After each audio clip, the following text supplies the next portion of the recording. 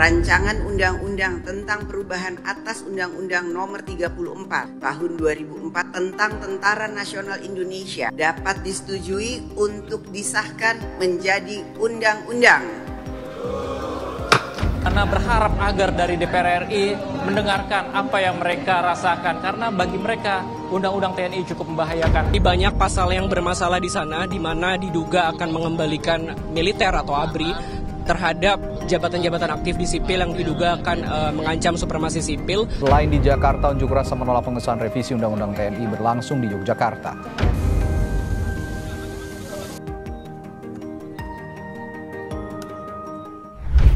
Rere, ini barusan gue lihat di sosmed ya, katanya kantor kontras semacam diteror gitu ya sama orang gak dikenal. Lu tau gak sih?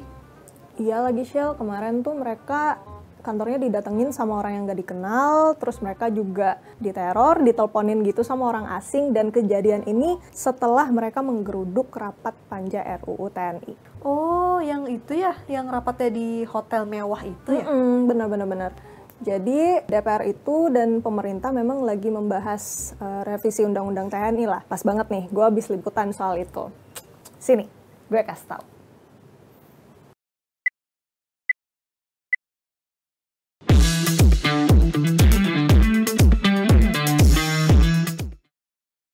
Jadi gini Shell, polemik revisi Undang-Undang TNI ini sebenarnya memuncak pada saat DPR ini ketahuan menggelar rapat panja di sebuah hotel mewah di tengah hari libur atau weekend. Ini kesannya jadi terburu-buru, masyarakat melihatnya kenapa sih harus di hotel mewah dan kenapa sih harus dikerjakan pas weekend. Dan memang pada saat wartawan nih kita lagi mau meliput rapat itu juga kita cuman boleh berada di area sekitaran ruang rapat. Kita tidak boleh masuk ke ruang rapat, gak boleh ambil gambar, dan kita cuman bisa wawancara anggota DPR-nya di luar ruang rapat. Jadi setelah kita mewawancara, ya udah habis itu kita nunggu-nunggu lagi kapan kita bisa wawancara anggota DPR soal rapat itu. Ini yang kemudian menjadi pertanyaan, kalau misalnya memang rapat ini terbuka, kan bisa digelar di gedung parlemen, terus juga biasanya kalau memang terbuka, media bisa masuk ke dalam ruang rapat untuk mengambil gambar, meliput, dan atau kalau misalnya kita memang nggak bisa datang ke gedung parlemennya, media juga bisa memantau dari kanal YouTube TVR Parlemen. Jadi ini sih yang memang sangat disayangkan dari rapat itu. Dan meskipun ada penolakan publik, ya pembahasannya terus berlanjut. Nah, kemarahan publik ini memuncak dan bisa kita lihat dari keputusan aktivis kontras untuk menggeruduk rapat panja RUU TNI. Jadi mereka pas hari Sabtu itu Shell, di sore hari mereka berusaha untuk masuk ke dalam ruang rapat di sebuah hotel mewah ya. Di situ mereka protes dan berharap supaya RUU TNI ini bisa dibatalkan aja pembahasannya. Karena lagi-lagi ini terkesan terburu-buru dan keputusan untuk kemudian melakukan penggerudukan itu karena mereka mendapatkan dokumen gitu ya yang 2 hari sebelum rapat itu berlangsung. Jadi karena terkesan terburu-buru akhirnya mereka memutuskan deh kita geruduk aja gitu kalau menurut koordinator kontras. Nah, upaya untuk menghentikan pembahasan RUU TNI ini sebenarnya nggak hanya waktu aktivis kontras melakukan penggerudukan di hotel, tetapi dari aktivis kontras ini juga sudah berusaha untuk mengirimkan korespondensi, surat ke pihak DPR, tapi tidak ada balasan sama sekali. Dan setelah itu juga dari koalisi masyarakat sipil sudah mengeluarkan pernyataan publik supaya RUU TNI ini bisa tidak dilanjutkan pembahasannya, karena satu kekhawatirannya itu RUU TNI ini berpotensi menghidupkan kembali dui fungsi militer. Fungsi militer, tapi bentar Dere, emang isi RUU TNI itu apa aja? Nah, yang pertama, RUU TNI ini bisa memperluas jabatan TNI di posisi-posisi yang sebelumnya itu diperuntukkan untuk warga sipil. Jadi kalau kita melihat di Undang-Undang Nomor 34 Tahun 2004, memang ada 10 kementerian dan lembaga yang bisa istilahnya posisinya itu bisa diduduki oleh prajurit TNI. Nah, dengan adanya RUU TNI ini, nantinya ini akan diperluas menjadi 14 kementerian dan lembaga. Ini juga sudah dikonfirmasi oleh Menteri Hukum Supratman Andi Aktas. Nah, apa saja kementeriannya? Yang pertama itu Kementerian Koordinator Politik, Hukum, dan Keamanan. Kemudian Kementerian Pertahanan sudah termasuk Dewan Pertahanan Nasional. Kementerian Sekretariat Negara termasuk Sekretariat Militer Presiden. Terus juga ada lembaga, misalnya Badan Intelijen Negara, Badan Siber dan Sandi Negara, Lembaga Ketahanan Nasional, Badan Nasional Pencarian dan Pertolongan atau yang biasa kita kenal Basarnas, kemudian Badan Narkotika Nasional, Badan Nasional Pengelola Perbatasan yang berada di bawah Kemendagri, kemudian juga ada Badan Nasional Penanggulangan Terorisme, ada Badan Keamanan Laut, Badan Nasional Penanggulangan Bencana, Kejaksaan Agung, dan terakhir ada Mahkamah Agung. Selain menyampaikan 14 kementerian lembaga yang diperbolehkan TNI kemudian mengisi posisi di situ, Menteri Hukum Supratman Andi Aktas juga menegaskan bahwa apabila masih ada prajurit yang menduduki posisi di luar 14 kementerian dan lembaga itu, maka ia harus mengundurkan diri atau pensiun dini. Kalau yang kita lihat dan pantau sebenarnya ada dua posisi nih, dari perwira tinggi ada di Rut Bulog dan Irjen Kementan. Nah, nanti kita lihat nih setelah RUU TNI disahkan, apakah dua orang ini bersedia untuk mengundurkan diri? Hal krusial yang kedua adalah menambah usia pensiun atau menambah batas usia pensiun dari prajurit TNI. Jadi kalau kita lihat di Undang-Undang Nomor 34 Tahun 2004 di pasal 53 di situ memang sudah diatur untuk usia pensiun Tamtama dan Bintara itu 53, sedangkan untuk perwira itu di usia 58 tahun. Nah, kalau direvisinya nih Shell, untuk Tamtama dan Bintara itu di usia 55 tahun, dan kalau untuk perwira pertama, letnan 2 sampai kolonel itu sekitar 58 tahun untuk usia maksimum pensiunnya. Sedangkan untuk perwira tinggi nantinya dia berjenjang gitu. Jadi untuk perwira bintang 1 itu pensiunnya atau usia pensiunnya 60 tahun. Kalau perwira tinggi bintang 2 itu 61 tahun, perwira tinggi bintang 3 itu 62 tahun, sementara untuk perwira tinggi bintang 4 itu 63 tahun dan dapat diperpanjang maksimal 2 kali sesuai dengan keputusan presiden. Jadi tergantung presiden, kalau mau ditambah lagi usia pensiunnya itu boleh maksimal 2 kali. Yang ketiga, dari revisi Undang-Undang TNI ini juga ada perluasan tugas dari prajurit TNI. Kalau kita lihat di Undang-Undang Nomor 34 Tahun 2004 memang sudah ada 14 operasi militer non-perang yang bisa dilakukan atau yang harus dilakukan gitu oleh prajurit TNI. Nah, diantaranya itu untuk mengatasi gerakan separatis bersenjata, mengamankan presiden dan wakil presiden beserta keluarganya, kemudian juga mengatasi aksi terorisme, dan juga membantu pencarian orang hilang, dan seterusnya lah, ada 14 poin. Jadi di revisi Undang-Undang TNI ini nanti akan ada penambahan 2 tugas lagi Shell. Jadi total 14 tambah 2, 16 operasi militer non-perang. Apa aja? Jadi untuk tugas tambahan yang pertama itu membantu dan menanggulangi ancaman siber, terus yang kedua itu membantu dalam melindungi dan menyelamatkan WNI serta kepentingan nasional di luar negeri. Tapi emang apa sih yang terjadi kalau TNI menduduki jabatan sipil, Rek? Jadi Shell, kalau misalnya dui fungsi militer ini kembali, yang ditakutkan ketika masyarakat atau mereka yang menduduki jabatan sipil ini berinteraksi dengan anggota atau prajurit TNI yang menduduki jabatan sipil, disitulah yang ditakutkan, ya kan biasanya TNI itu menggunakan pendekatan-pendekatan ketegasan, kemudian juga pakai kekuatan, dan bahkan ada ke arah kekerasan begitu ya, karena mereka ini memang kalau diamanatkan di undang-undang sebagai alat pertahanan negara, jadi wajar ketika mereka punya kebiasaan-kebiasaan itu, tetapi itu yang menjadi kekhawatiran jika itu juga diterapkan di area-area ataupun jabatan-jabatan yang seharusnya diduduki oleh sipil. Dan mereka juga, kita tahu ya, TNI itu memang kebiasaannya satu komando dari arahan satu orang. Jadi ini juga yang ditakutkan bisa mempengaruhi suasana demokrasi begitu ya di dalam suatu organisasi atau kelompok atau perusahaan atau lembaga yang mereka duduki gitu.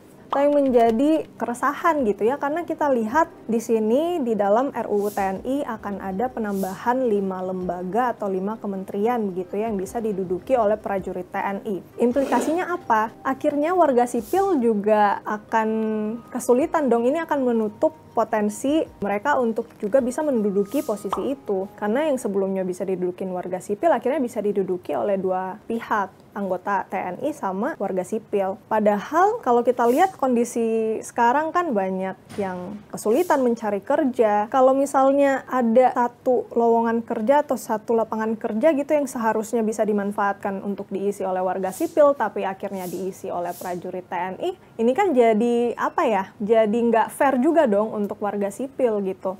Nah, karena kita lihat juga dari segi ini, prajurit TNI akhirnya bisa mendapatkan dua pemasukan gitu atau dua gaji. Jadi mereka dari prajuritnya juga dapat dan dari posisi atau jabatan sipil itu. Padahal belum tentu prajurit yang ditempatkan di jabatan sipil ini sebenarnya punya kapasitas yang mumpuni dan menutup kesempatan untuk mereka yang sebenarnya mungkin lebih capable untuk mengisi posisi itu.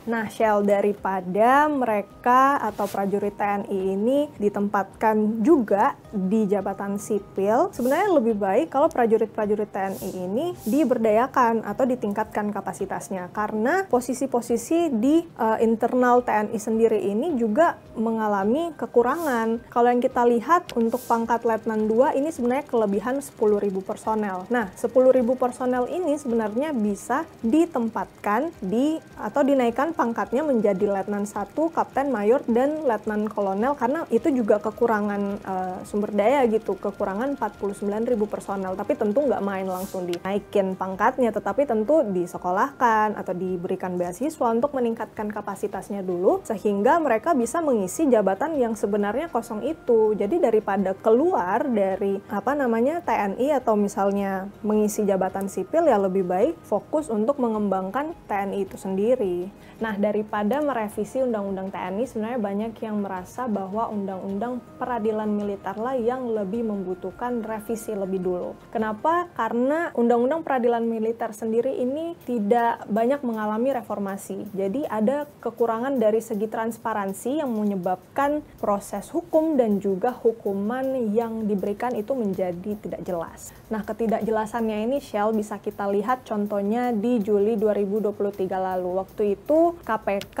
mengusut dugaan korupsi yang melibatkan perwira tinggi militer dalam kasus suap Basarnas. Jadi Basarnasnya itu kemarin terjerat nih kasus suap di lingkungan Basarnas itu.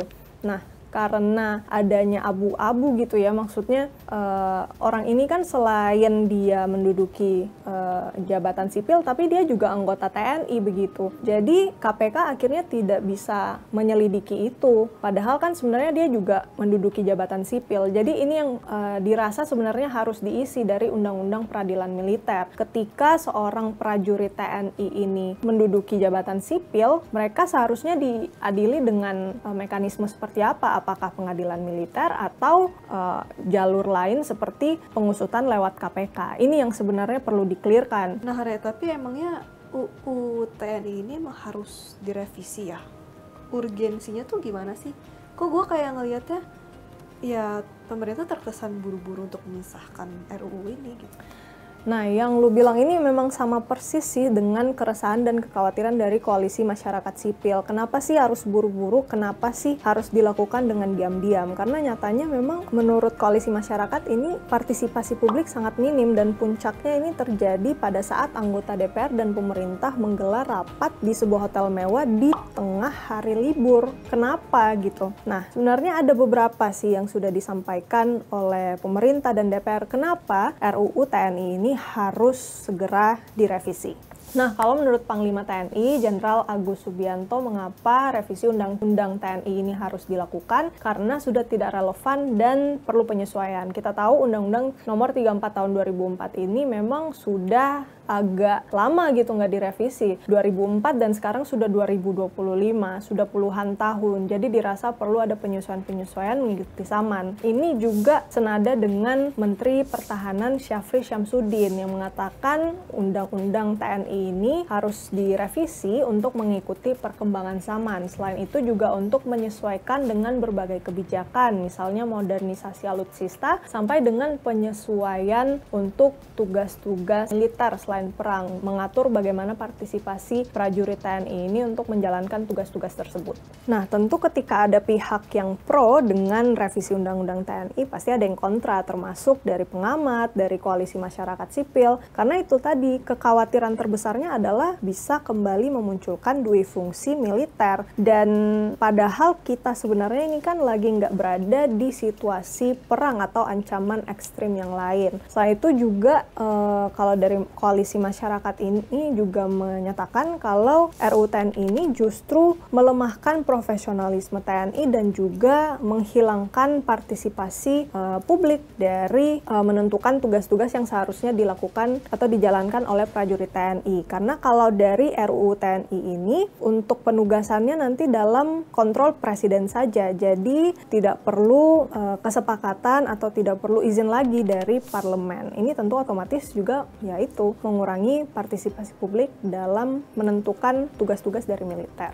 Terus apa respon pemerintah terkait dengan kekhawatiran-kekhawatiran ini? Kalau kita melihat pernyataan dari Budi Gunawan, Menko Polkam, dan juga Kepala Komunikasi Kepresidenan Hasan Nasbi, mereka senada mengatakan untuk revisi Undang-Undang TNI ini tidak akan menghidupkan kembali dui fungsi ABRI. Tapi tentu yang namanya juga masyarakat punya hak dong untuk menyuarakan kekhawatiran-kekhawatiran mereka, apalagi kita melihat adanya perluasan tugas, kemudian juga kementerian dan lembaga yang bisa diduduki oleh prajurit TNI ini bertambah. Jadinya wajar mereka kemudian harus memberikan masukan-masukan untuk mencegah supaya dui fungsi militer ini nggak kejadian lagi.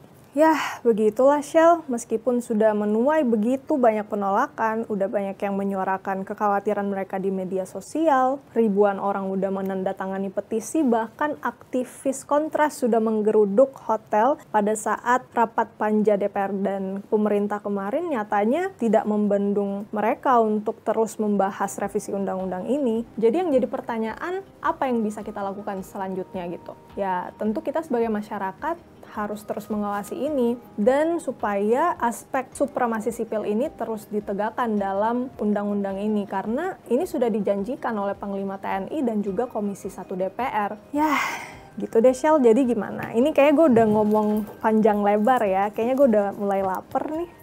Sama, penjelasan tentang RUU ini bikin gue pusing. Kenapa ya? Duh, kita ikut bukber aja nggak sih ntar?